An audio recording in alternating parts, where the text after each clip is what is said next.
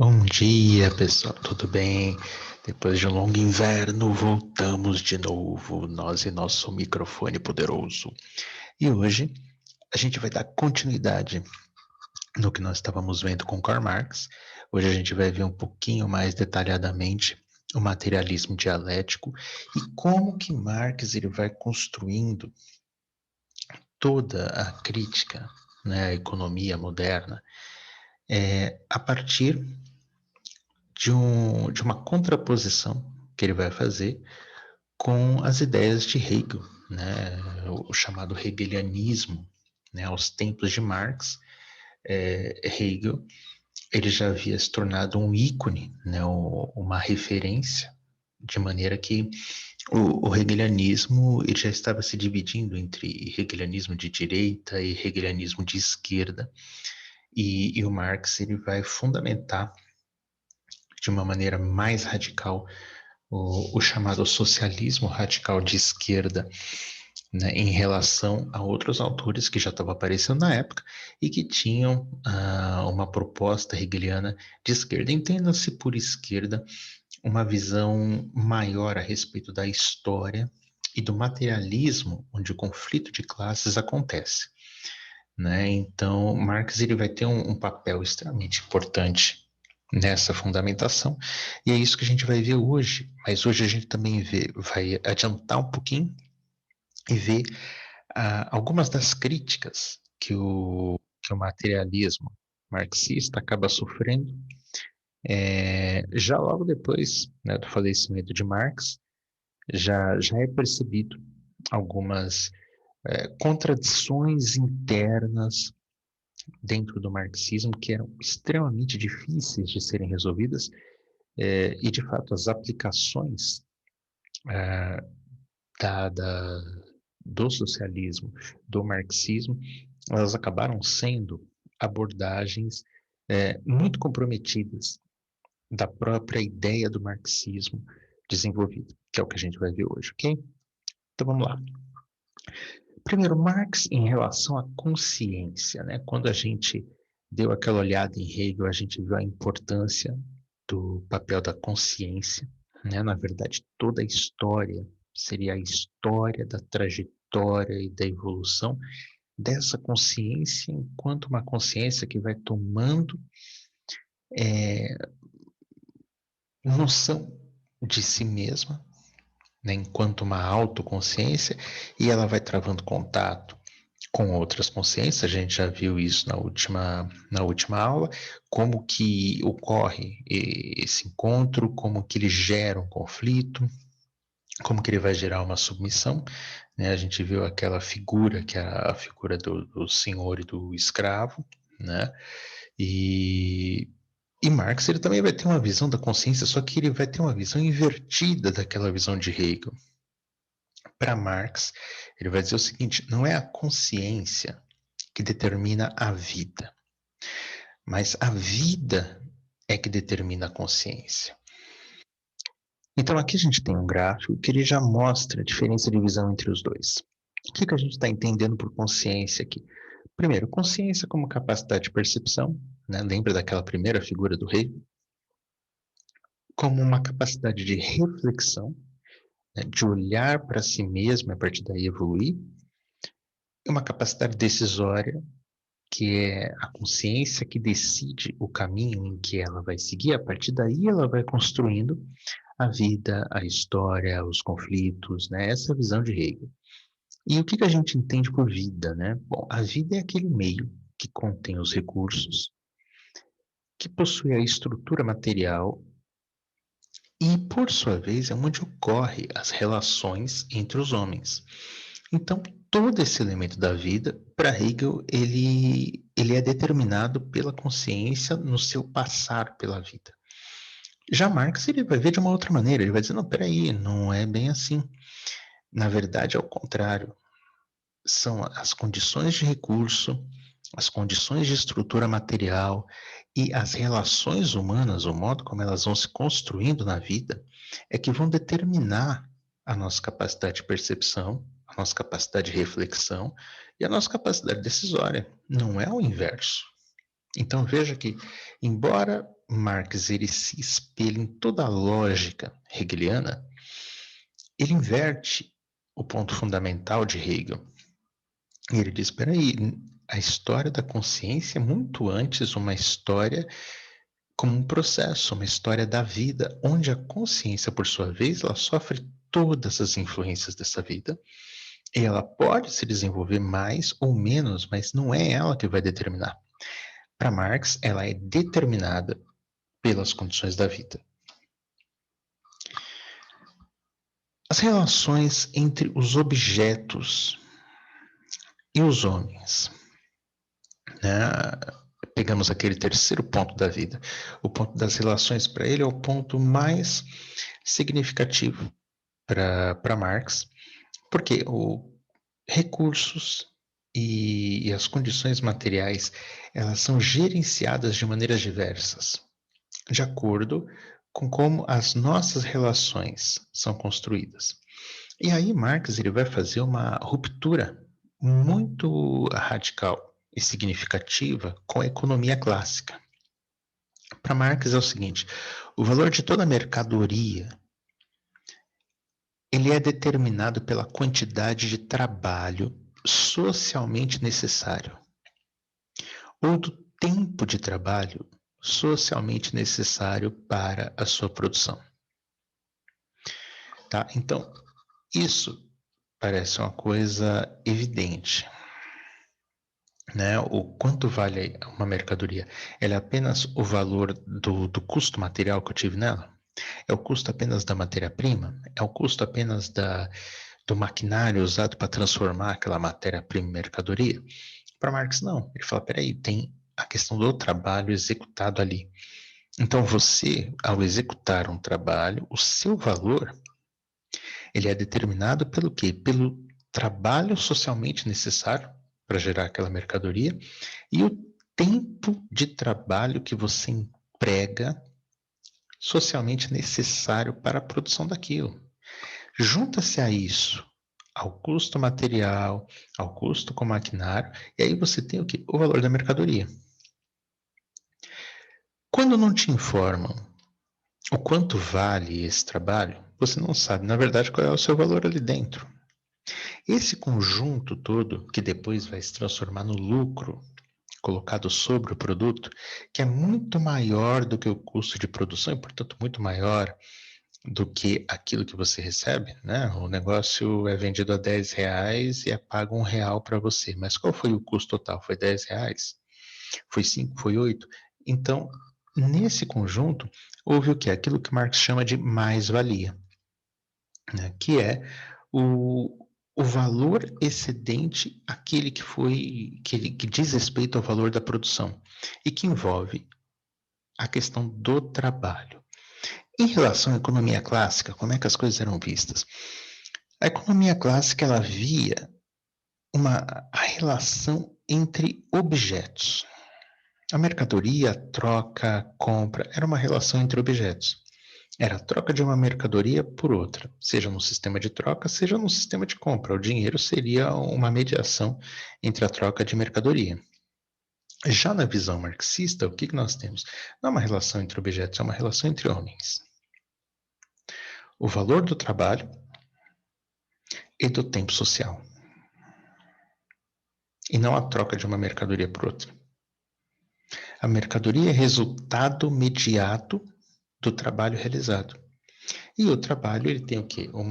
Uma equivalência entre trabalho, né, que é a força de mão de obra, a matéria-prima, que está representada pela natureza, e o meio de produção, que é aquilo que você usa para poder fazer o produto.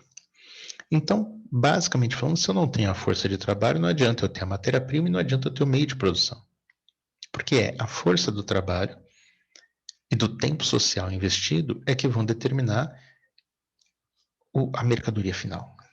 Né? Isso posto, Marx ele vai denunciar uma relação extremamente complicada em relação à economia clássica. Porque ele vai dizer o seguinte, que a economia clássica ela toma a propriedade privada como pressuposto para todas as relações. Por esse motivo, para ele, a, a economia ela vai entender que existe sempre uma relação entre objetos. Por quê? Porque ela toma como ponto de partida a propriedade privada. E uma vez que eu tenho propriedade privada, o meio de produção se torna uma propriedade privada, alguns o detêm, outros não, e aí já está criado o cenário para a gente ter o quê? Aquele jogo de submissão que a gente já tinha visto com Hegel e que a gente vê em todas as relações trabalhistas. Aquele que tem o meio de produção emprega aquele que não tem o meio de produção, porque aquele que não tem o meio não tem como fazer por si mesmo. Então ele tem que se submeter ao outro, porque é o outro que detém o meio. Então é feita uma divisão do valor final, no qual esse trabalhador sempre recebe menos do que realmente vale. E esse menos que ele recebe vira mais na mão daquele que está vendendo o produto e pegando o excedente para si. Essa questão, né, da propriedade privada, que vai ser pressuposto de todas essas relações, para Marx ela tem uma origem.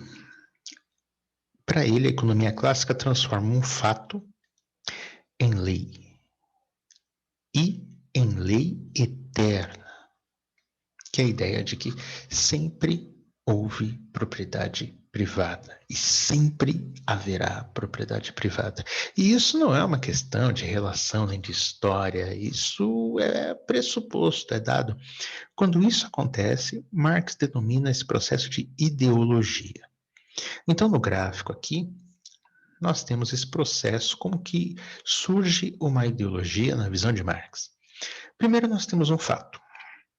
A propriedade privada é um fato. Por que é um fato? Porque ela foi estabelecida historicamente. Houve um tempo que não tinha propriedade privada, depois passou a ter. Em um dado momento, esse fato é entendido como lei. Um fato ganha o status de lei. Ele, portanto, torna-se o quê? Pressuposto para o futuro. É uma lei, existe propriedade privada, existe uma lei que regula, então sempre haverá propriedade privada e todas as relações são construídas a partir disso. Esse é o segundo ponto. O terceiro ponto é quando vira ideologia. A lei se converte em lei eterna. O eterno não é só daqui para frente.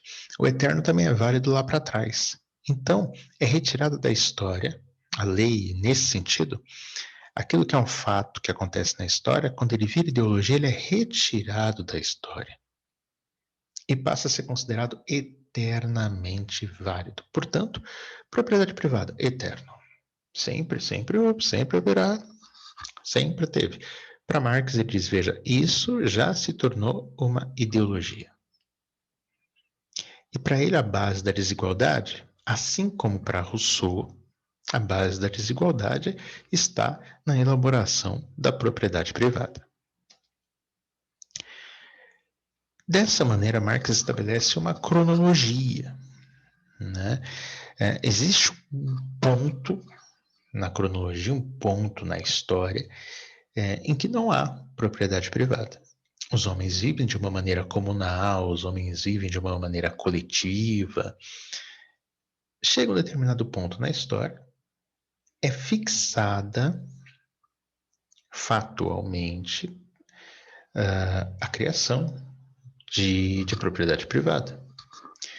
Só que a partir de um determinado momento histórico, essa faixa vermelha aqui, as relações sociais, todas elas, passam a ser mediadas pela ideia de propriedade privada. E agora, já transformada em ideologia e não mais em uma lei, e não mais como um fato. Porque fatos a gente pode questionar, a gente pode falar, fez o fato, mas estava errado, podemos mudar. Agora, quando eu entendo que é um pressuposto, que eu não tenho como mudar isso, a gente aceita e joga segundo as regras. E é isso que Marx denuncia. Marx procura explicar o surgimento da propriedade privada e tenta mostrar que ela é fato e não lei, muito menos uma lei eterna, o que seria uma ideologia de propriedade privada. Ele diz, veja, a sociedade se estruturou dessa forma. historicamente constituída. Mas uma ideologia, quer dizer, criou-se, mas na verdade não é. Mas ela é tratada como, né? E quando ela é tratada dessa maneira, simplesmente ela passa para o pano de trás da história. Então ninguém se questiona qualquer coisa, mas você não questiona isso.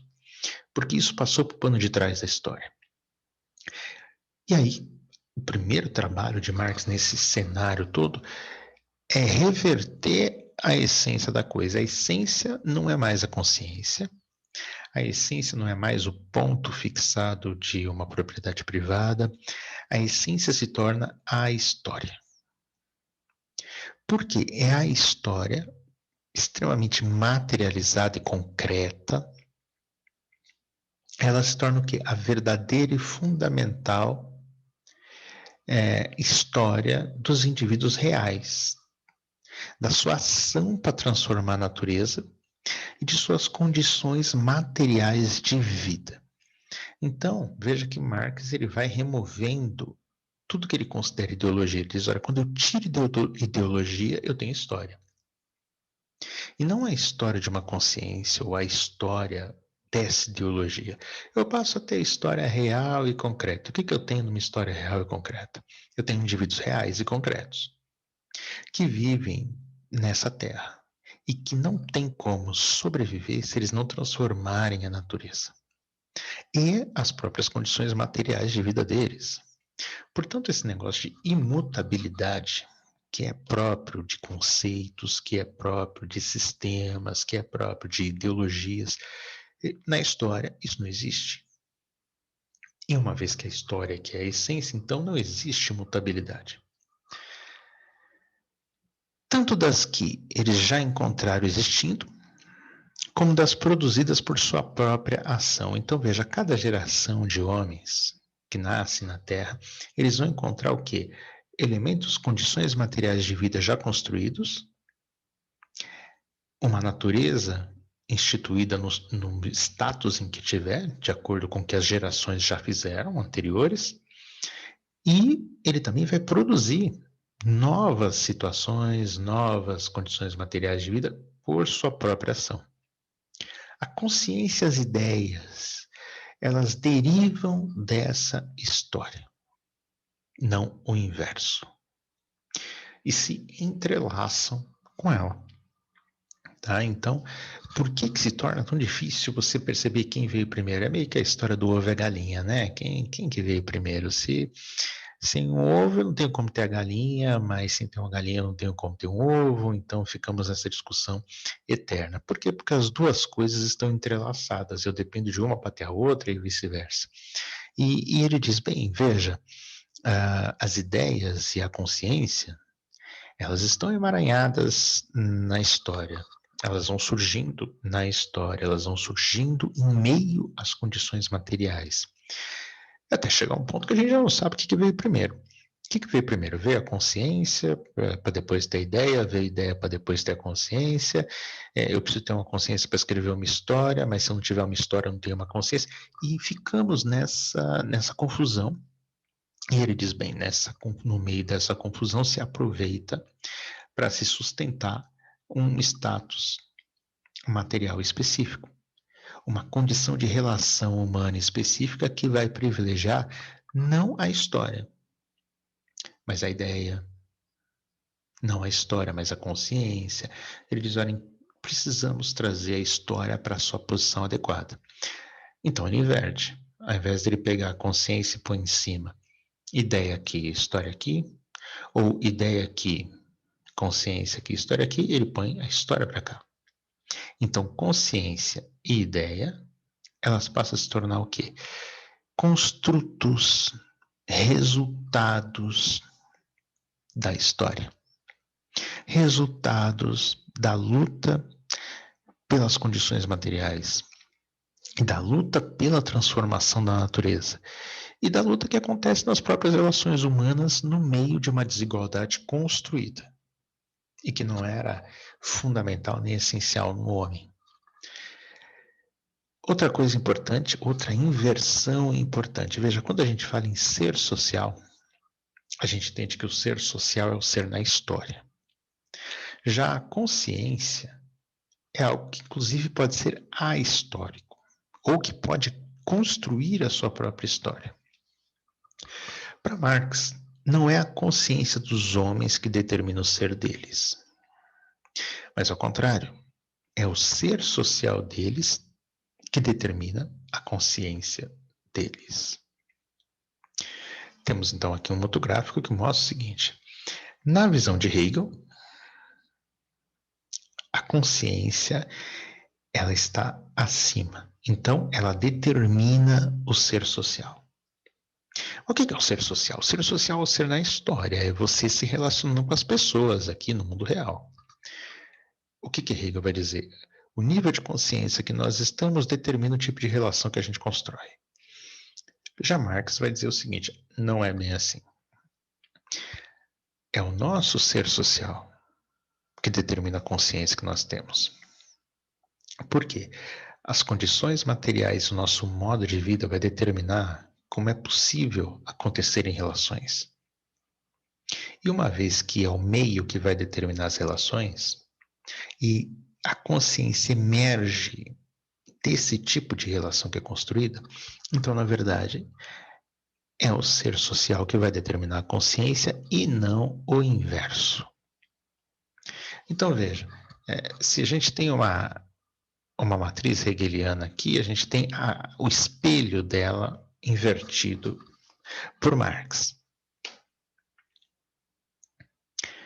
Por fim, Marx ele vai trabalhar um outro contexto importantíssimo, que é o quê?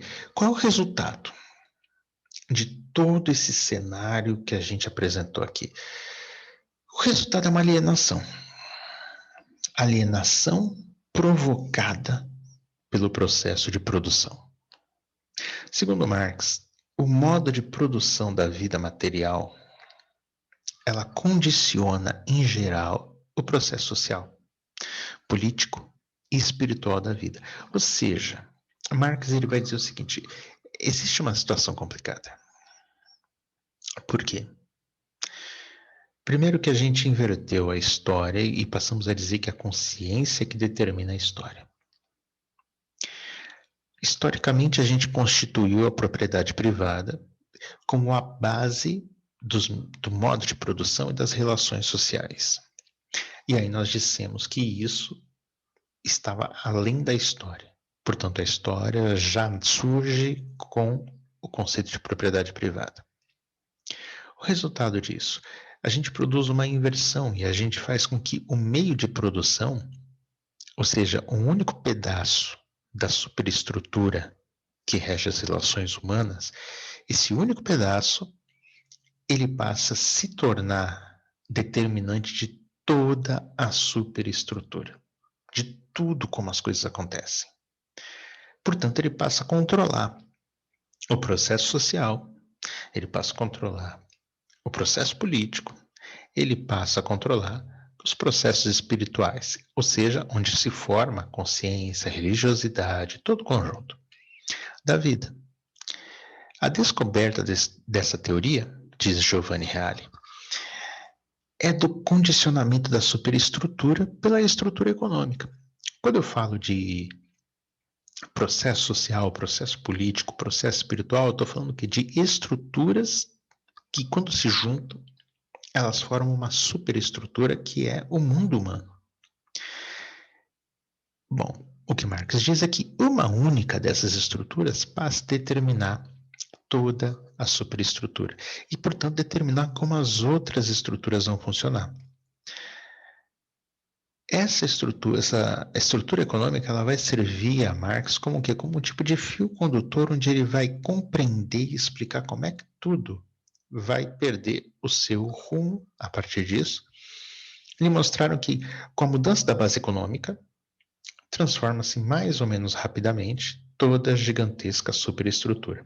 Então, a partir daí, se Marx foi capaz de explicar o problema, ele também é capaz de explicar a solução. Se é por causa da estrutura econômica que ela passa a determinar, como a gente pode ver aqui no gráfico lateral, né? O conjunto aqui é uma superestrutura. A economia ela se destaca das demais,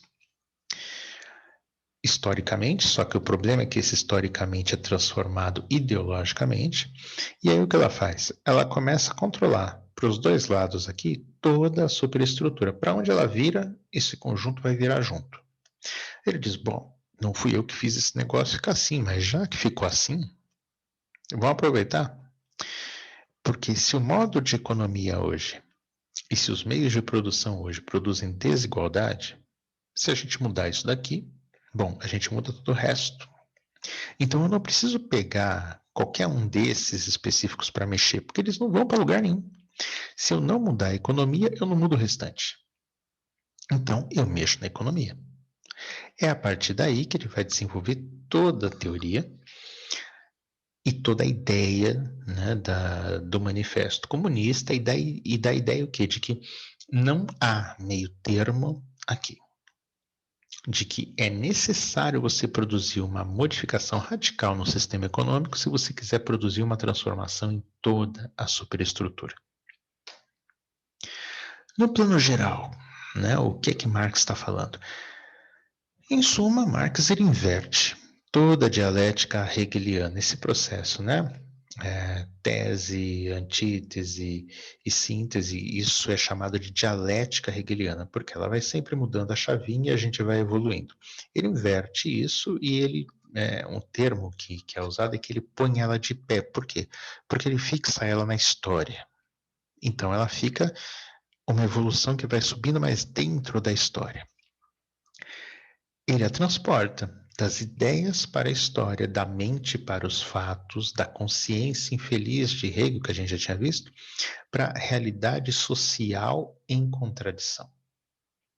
Substancialmente, em sua opinião, todo momento histórico gera contradições em seu seio e estas constituem a mola do desenvolvimento histórico.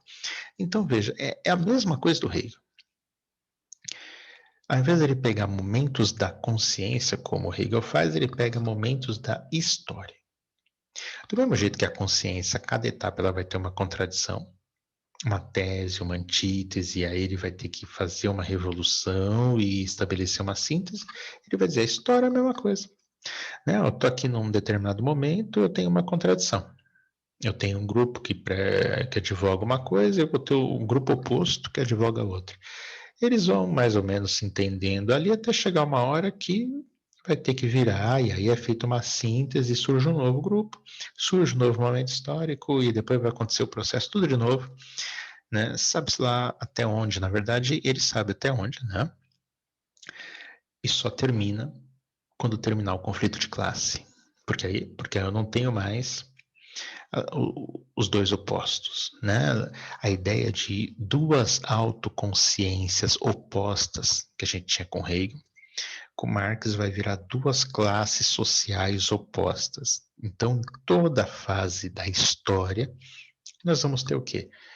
Uma classe social, uma outra que é oposta, uma exploração pelos meios de produção.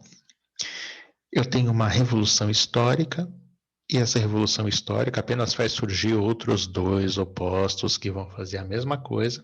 A única coisa que vai tendo de diferente aqui é a evolução, claro, a evolução do modelo, porque o modelo sempre vai evoluindo, a evolução tecnológica, porque eu mudo a tecnologia, mudo o meio de produção, mudo a forma de trabalhar a natureza, mas eu vou mantendo os conflitos, todos eles vão se mantendo. Então, como que eu ponho fim nisso? Quando eu acabo com a luta de classes. E eu só vou acabar com a luta de classes quando a classe que é a classe explorada, por ter ela o contato com a natureza direto, por ser ela modificadora da natureza, ela é capaz de entender a sua posição, a posição do outro, a posição da natureza, e ela põe fim a essa luta de classes a partir de uma revolução no qual ela altera os termos. Isso é extremamente complicado, porque, falando assim, a história já mostrou que isso até o presente momento não aconteceu. Né? Mas há uma chave para isso. Quando a gente falar na crítica a Marx, a gente vai mostrar essa chave, como é que Marx pressupunha sair disso. falando das críticas, né? Chegamos nela agora. Um dos grandes críticos do marxismo, e que usa muito do marxismo, mas num sentido muito depurado, foi Erich Fromm. A gente já falou dele, quando nós falamos da cidade do ser, né, o homem cosmopolita e a cidade do ser, a gente falou de Marx, falamos de Marx, a gente falou de Kant e falamos do Erich Fromm. E Erich Fromm, ele, na sua obra Ter e Ser, ele fez uma crítica muito interessante a Karl Marx, mas principalmente ao marxismo e ao socialismo que foi construído, né, depois do Marx. E ele diz o seguinte: existe uma contradição que nunca se resolve em Marx, nem no final. Tá? Marx ele pressupõe no final uma grande transformação, né, no livro Capital, no terceiro volume, mas ele não consegue resolver um dilema. Então ele vai pressupor uma evolução contínua, sempre mantendo esse dilema. É o poder humano do ser, ou seja, a capacidade humana de ser, de se realizar, de se tornar algo cada vez melhor, versus o domínio da necessidade. Então veja, Marx ele pressupõe o seguinte: o homem não evolui porque na relação social eu tenho sempre um que explora o outro e no final os dois se alienam por causa do processo econômico. Tendo os dois se alienados, nenhum deles tem como se desenvolver plenamente. Então nenhum deles exerce o poder humano do ser. Eles exercem o poder humano da posse, do consumo, uns sobre os outros. E uns sobre os outros. A natureza, ela é apenas uma expressão do domínio da necessidade. Então, assim, para continuar sobrevivendo, eu preciso dominar a natureza. Quando eu domino a natureza, eu domino a necessidade, e ao dominar a necessidade, eu exerço o meu poder humano de ser. Só que nessa relação entre duas classes sociais, eu acabo exercendo meu poder de ser às custas do outro. Resultado, eu perco parte do processo. Então, quando eu elimino o conflito de classe, a ideia é que o homem tem um exercício laboral cada vez menor nesse processo de manipulação da natureza. Por isso ele pressupõe o uso da indústria, mas o meio de produção ele não é agora de uma única classe. Portanto, os recursos da Revolução Industrial, ele estaria agora na mão de todos. Ou pelo menos na mão de um Estado que não manda sobre o povo, mas ele é uma máquina do povo. Que seria o primeiro estágio, na verdade, de uma revolução socialista. Né? Você coloca o Estado ali, mas o Estado é temporário. A ideia é que os meios de produção se tornem de todos, porque eu não tenho mais uma classe social. Mas eu ainda terei o domínio da necessidade. Né? Então, essa é a primeira crítica que Erich Fromm faz ao marxismo. Ele diz, olha, por mais que se queira eliminar o conflito de classes, eu continuo tendo dois opositores aqui. Eu tenho agora o poder humano do ser versus o domínio da necessidade. Então, a liberdade, em Marx, ela, por mais que ele fale sobre o valor da liberdade e tudo, a liberdade ela acaba sendo condicionada ao domínio da necessidade. Né? Marx ele escreve no terceiro volume, já no finalzinho do Capital, ele escreve o seguinte: a liberdade consiste exclusivamente no fato de os homens civilizados, produtores associados, regularem racionalmente o seu intercâmbio com a natureza, trazendo-a sob o seu controle coletivo, em vez de se deixarem reger por ela. Então veja, aqui Marx já pressupõe o fim da luta de classe. Mas ele não pressupõe o fim do conflito contra o domínio da necessidade. Aqui, o domínio da necessidade está expresso pelo controle coletivo sobre a natureza. Né? A gente traz a natureza para o nosso controle coletivo e, ao fazermos isso, a gente vai se tornando cada vez mais civilizado, a gente vai desenvolvendo os meios de produção E a gente vai controlando melhor a natureza e, portanto, superando a nossa necessidade. E nisso consiste a liberdade, exclusivamente neste fato, né? Então, esse é um ponto que Erich Fromm, ele também vai criticar. Ele diz: veja, a liberdade de ser do homem ainda é uma liberdade condicionada a lutar contra o domínio da necessidade e não interagir de uma outra maneira. Isso a gente vai ver um pouquinho mais para frente, mas ele critica esse ponto de como Marx ainda aborda essa relação. E nós temos justamente essa relação que Marx está trazendo. Ela vai trazer uma enorme contradição pelo seguinte, ó. Nesse primeiro gráfico, é um gráfico gradativo. Quanto mais existe o desenvolvimento dos homens como um coletivo, mais aumenta o desejo deles de ter, de possuir coisas, de superar novos desafios e tal. Isso leva eles ao domínio das necessidades naturais. Ele tem que dominar mais, ele tem que trazer mais a natureza sob seu controle. Mas, para fazer isso, ele vai ter que empregar mais força de produção. E quanto mais força de produção ele emprega, mais aumenta o seu desenvolvimento e o ciclo segue novamente.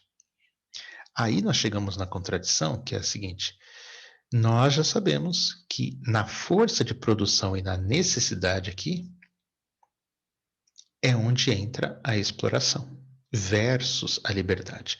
Então aí vem um desafio: como conciliar uma força de produção cada vez maior com a liberdade, quando essa mesma força produz ou tende a produzir servidão? Porque nós temos uma questão aqui do limite do recurso, que na medida que ele vai chegando, você tem que aumentar a força de produção e a inventividade para se gerar novos recursos.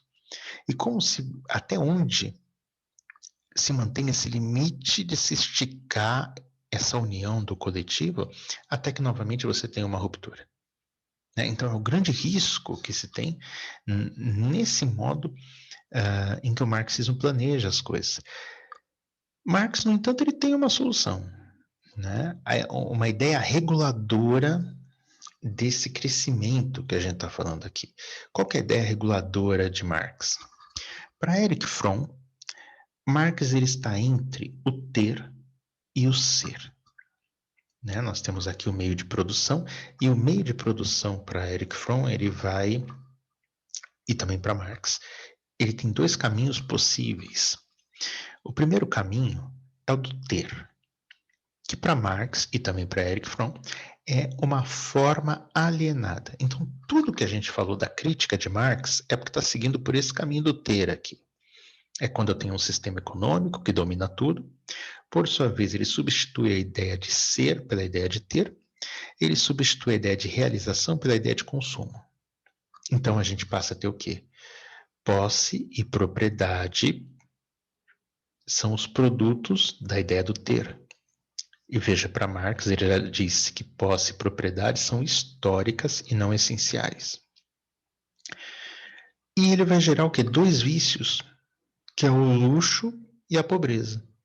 Então, quando você vê o cara falando, esse cara aí é rico, a gente tinha que tirar isso daí dele, ele não tem direito de ter isso daí não, isso é injustiça.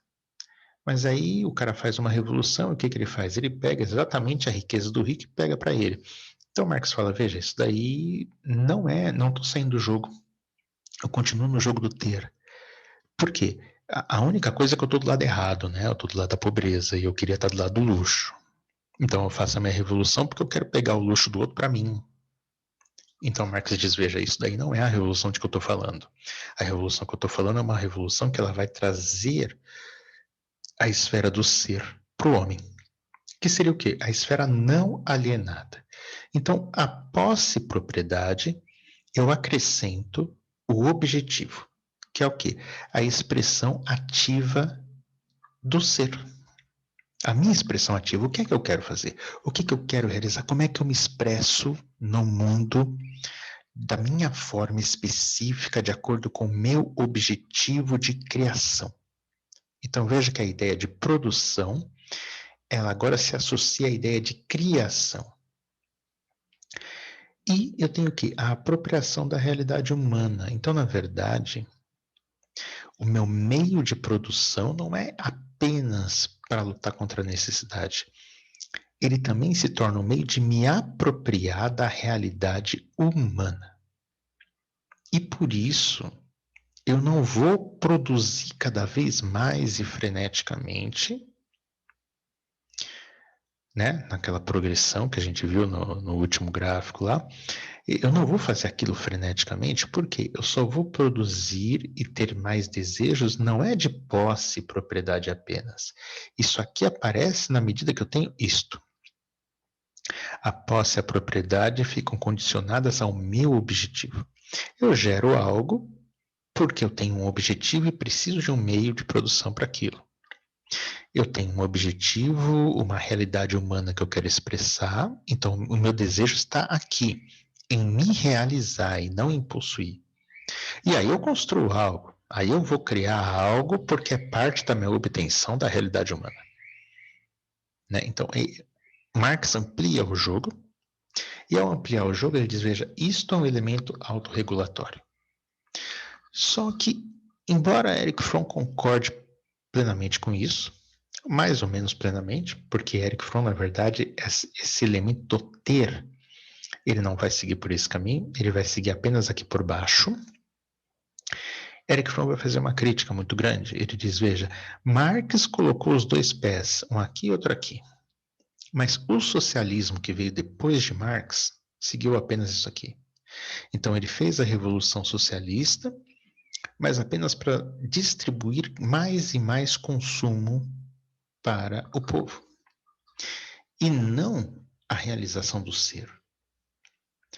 E por isso Erich Fromm diz, veja, Marx foi completamente subvertido pelos movimentos históricos posteriores a ele. E não se realizou a cidade do ser. Muito menos a meta, né, que Karl Marx tinha, que seria essa expressão ativa do homem mediante uma visão não alienada. Ele falou, não adiantou fazer o comunismo se eu continuei mantendo aqui. Eu continuei mantendo uma forma alienada, continuei gerando a ideia de posse e propriedade, só que agora ela é coletiva. A pobreza se torna um grande medo, e o luxo é uma ideia de ser um luxo de todos. Então ele fala, veja, aí a gente vai ter um problema. Por que a gente vai ter um problema? Porque isso aqui vai virar um trem descarrilhado. E, inevitavelmente, produz guerra, porque vai chegar uma hora que não adianta eu ter mais força de produção, porque eu não vou ter mais a matéria-prima, eu não vou ter mais recurso. Não se coloca a natureza aqui no meio, é um problema. Né? Então, justamente por causa disso, Erich Fromm ele ainda vai apontar um último ponto de crítica. A esfera econômica ainda é dominante, mesmo na última visão de Karl Marx e em tudo o socialismo. Dessa forma, tanto o ter, que estaria agora na última visão de Marx, o ter ele fica englobado pelo ser. Mas não resolve muito, porque o ser fica englobado pela economia.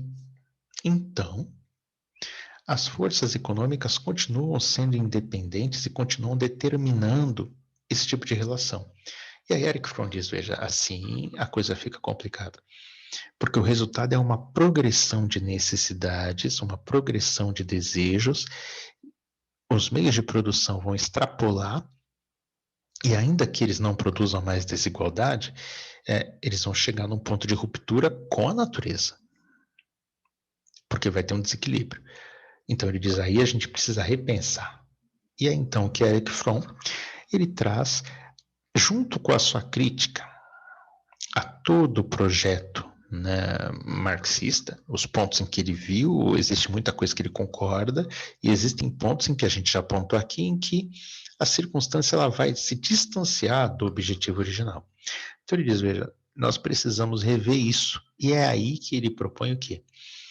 A ideia da cidade do ser, que é baseado em um conjunto de ideias e atitudes que são tomadas coletivamente. São tomadas ao âmbito individual e são tomadas em âmbito governamental. Então, que ideias e atitudes são essas? Primeiro, a produção, ela deve servir às necessidades reais das pessoas, não às exigências do sistema econômico. É o primeiro ponto de ruptura. Ele inverte aquele círculo. O ser passa a ficar aqui. E não a economia. A economia, ela passa a ficar aqui. E ela passa a girar de acordo com as necessidades reais das pessoas, e não a necessidade do sistema econômico. Hoje nós temos, por exemplo, um processo de obsolescência programada. Eu já desenvolvo a tecnologia, eu desenvolvo os produtos de consumo já com data limite para eles quebrarem. Então, veja, eu poderia fazer algo extremamente durável, eu não faço. Por que eu não faço? Porque as forças do mercado me obrigam a fazer aquilo que eu estou criando quebrar. Porque se você demorar 5 anos para comprar alguma coisa diferente, né, o que acontece com a minha indústria? Eu vou ficar produzindo o quê enquanto você está ali usufruindo do que eu te vendi? Então eu preciso fazer quebrar rápido. Porque quando quebra, aí você vai na garantia, mas vai quebrar uma, vai quebrar outra, e eu já estou com uma nova ali, então você vai comprar. Isso é quando você coloca a economia sobre uma lógica do ser. A primeira proposta aqui é inverter isso, né? A produção tem que servir à necessidade real das pessoas. Uma nova relação deve ser estabelecida entre os seres humanos e a natureza. Veja que até o final a natureza representa o domínio da necessidade, então ela é o grande opositor do homem e precisa ser controlada. Eric Fromm ele vai contra isso, ele diz, espera lá, primeiro, a ideia de que a natureza é um inimigo também é uma coisa historicamente constituída, é, portanto, uma ideologia. A ideia de que ela sempre foi e sempre será, isso é uma ideologia. Então isso também precisa ser rompido.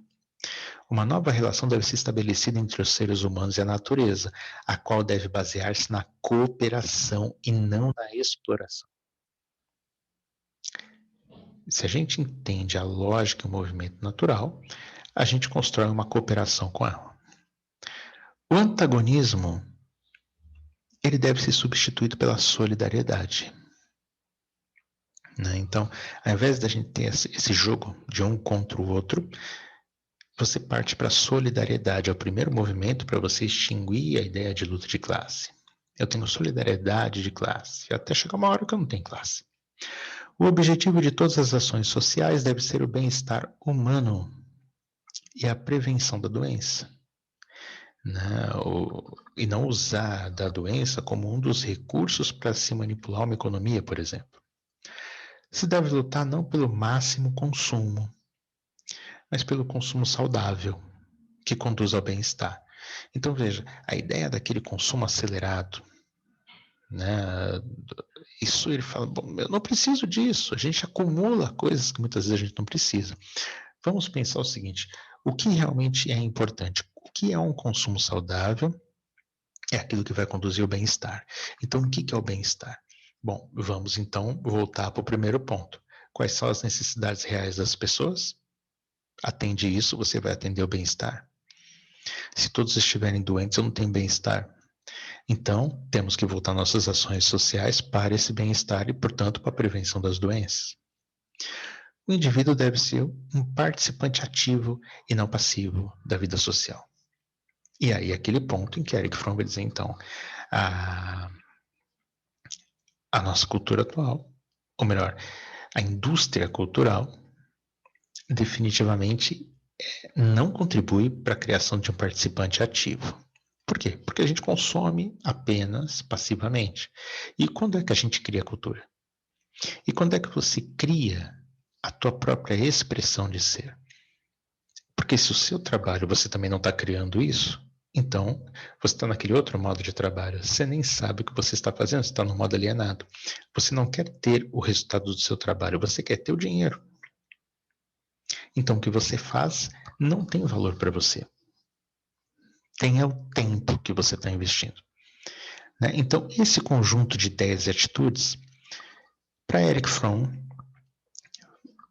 resolvem os pontos que Marx havia travado e outros pontos que o socialismo posterior a ele sequer havia considerado. Para ele, essas atitudes são fundamentais para você sair do jogo que havia sido denunciado por Marx, não só por Marx, né? Já havia começado a ser denunciado por Hegel, mas pelo ponto de vista de uma evolução da consciência, né? E aqui, pelo ponto de vista da história, né? Mas tem uma outra coisa que Erich Fromm faz nesse movimento aqui que é extremamente importante. Toda a ideia hegeliana é baseada no antagonismo. Marx, ele inverte a lógica de Hegel, mas ele não inverte o antagonismo, ele mantém o antagonismo. Erich Fromm rompe com o antagonismo. Não tem nada um contra o outro. A gente pode simplesmente pensar em uma instância maior que envolve a todos nós e a partir daí começar a trabalhar com isso. Resultado, o próprio confronto perde o sentido de ser. Né? E na medida que ele perde o sentido, a gente começa a trabalhar de uma outra maneira, visando a prosperidade de todos. Então, essa que é a ideia da cidade do ser. Espero que vocês tenham gostado. Amanhã a gente tem dúvidas para tirar. Encontro vocês na nossa aula, ok? Gente, até mais. Vou fechando aqui e nos vemos aí.